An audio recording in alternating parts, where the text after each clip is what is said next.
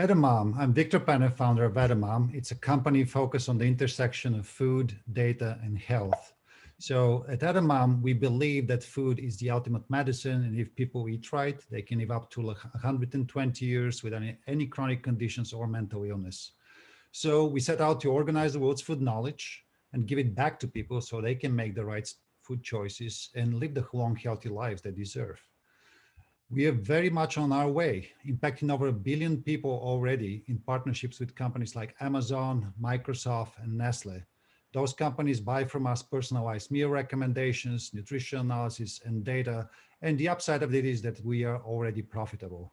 And this is just the beginning. In our pipeline, we have over 200 active deals with the likes of CVS Aetna, Kaiser Permanente, and Teladoc Livongo. We have also grabbed significant mind share in the nutrition data space, ending 2020 with over 70,000 subscribers to our APIs that offer nutrition analysis, recipe search, and food data. Why do those companies come to us? Well, first and foremost, we have the largest and deepest data set of nutrition data in the world, with over 5 million recipes and 800,000 foods analyzed and tagged for every nutrient, every diet, every allergen, every chronic condition, and they're searchable. We also very affordable. Our basic API plan starts at only $29 a month. And last but not least, we provide human-level accuracy nutrition data that is digitally delivered. To our knowledge, we're the only company in the digital space that can do that. So when companies come to us, they can subscribe to our data and solutions either via API or by licensing data sets. It's a recurring revenue business model, which allows us to expand not only by acquiring new customers, but by constantly expanding revenue from existing customers by offering them new features. So how big is that opportunity? We believe that the worldwide market for nutrition data is about $20 billion.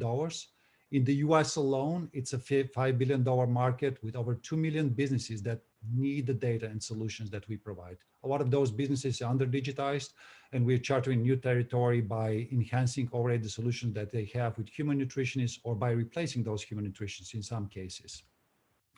We have the team to execute on our vision. I myself am a serial entrepreneur. I started and sold Bulgaria's largest internet company. Everybody else on the leadership team has held positions, leading positions in marketing, product development, operations in many startups. And we have an amazing engineering team with decades of experience in artificial intelligence, semantic data, building search engines, and so on. Wherever we lack capacity or capability, we have an illustrious group of advisors and investors to help us through. Which brings me to you. How can you help? We are raising a $3 million round to accelerate our growth. Most of the money is going to go towards hiring sales and product staff, but we're also looking at acquiring some data and technology assets and also expanding into new geographies and languages. So if you, like us, believe that food is the ultimate medicine, come join us on the journey. Thank you, and I look forward to your questions. Great job. There's that idol of mine on the screen. Yu-Chen Zhao, why don't you come off mute and kick us off with a question? Hi, hello. So quick question here is, it looks like you have a lot of data on nutrition and recipes. I'm curious to hear what your customers are looking for when they buy this data and how are they using it? Yeah, so there are two primary use cases. The first one is personalized meal recommendations. So those are usually employers or wellness and health companies dealing with a particular chronic condition, so population health and the likes. And they're looking to provide essentially meal planning solutions, meal recommendation solutions.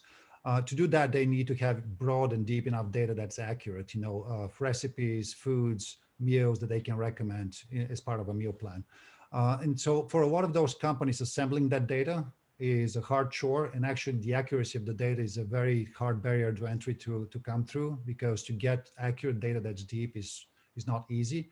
So a lot of them just outsource that solution to us. We are kind of the data layer that provides the data for the personalized meal recommendations. So that's use case number one. Use case number two is nutrition analysis, mostly for food logging. So people come in and having to say, I ate today spaghetti bolognese or Caesar salad, and we're able to kind of, in a natural language, understand what they're saying and suggest the right nutrient, allergy, and diet profile so they can do food logging. And there's some straight up just nutrition data, like, a New York Times Cooking or Food Network, they're using us to just provide nutrition data on their recipes. So restaurants and catering companies. So those are the use cases that typically we serve. There are other ones that are coming up now with genomics companies, but it's still around personalization. Hope that answered the question. Thank you, Victor. Thank you. And Yu-Chen, and I believe that was Yu-Chen from GSR. Awesome. Thanks for joining us. Brenda Irwin, go ahead and ask your question. Say where you're from, although it says Relentless Venture, which was very helpful. Hi, Relentless, based in Canada. So my question, Victor, is, are your databases currently available in French as well? No, it's not.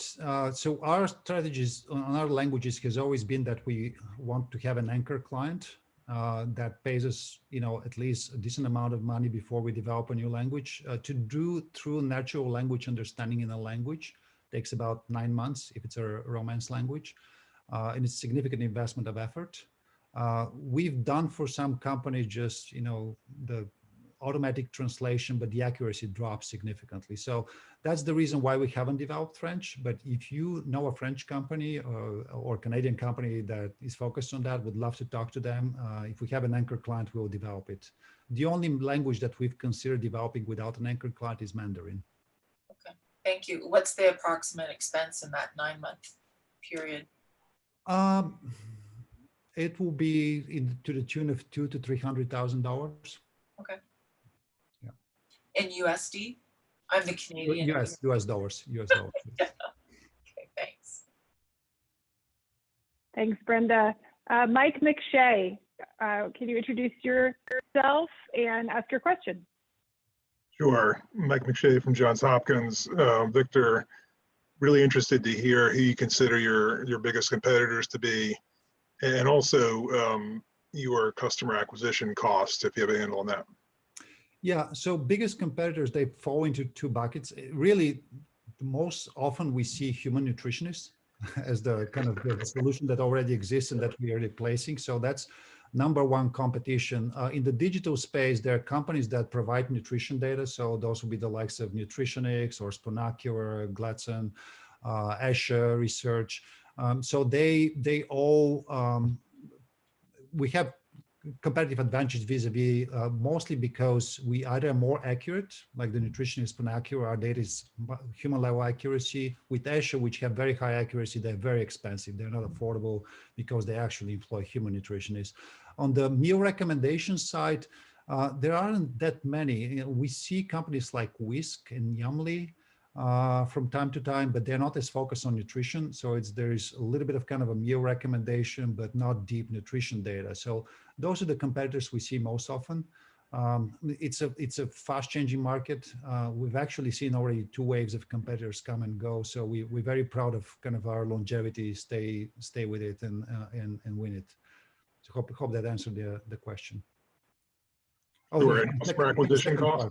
Acquisition costs. It's virtually zero. So we ask of all of our partners to provide attribution powered by Edamam. So you go New York Times Cooking or Food Network or Microsoft. And so over time, that has built us a lot of search engine credit with Google. So we show up in the top 3 results of any relevant search. And so we get inbound about 3,000 companies every month that subscribe to our API, and through which kind of we siphon through the funnel to become clients. Thank you.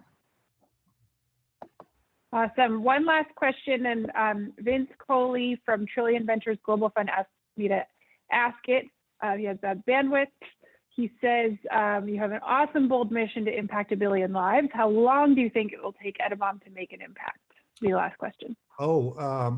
So it depends on how we define, but our ultimate impact is probably a 50-year vision.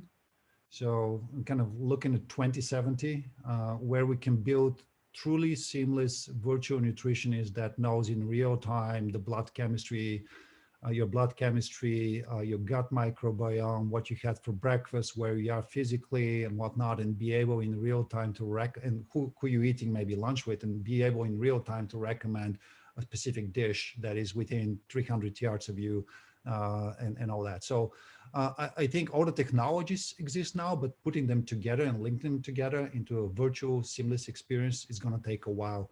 I say 50 years, maybe it's 20. I don't know. It's very hard to kind of, I don't have the crystal ball, but at least we kind of look at 2070 as kind of the year we may want to switch to a different business. Awesome. Well, Victor walks the walk and has a very healthy lifestyle, so I think you'll still be at it in 50 years. I'm aiming at those 120. Doing yoga. Yeah. Yes. Awesome. Thank you. Great presentation.